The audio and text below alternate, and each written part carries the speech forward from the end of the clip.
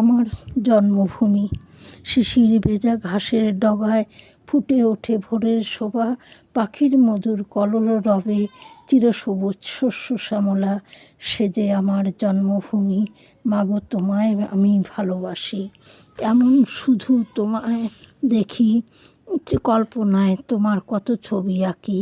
চিরসবুজ চিরহরিৎ আমার জন্মভূমি, মাগো তোমায় কোলে জীবনানন্দ, অশ্বিনী কুমার, নেতাজি আর ক্ষুদিরাম, এরা তো তোমার যোগ্য সন্তান, স্বদেশের জন্য রেখেছে প্রাণ।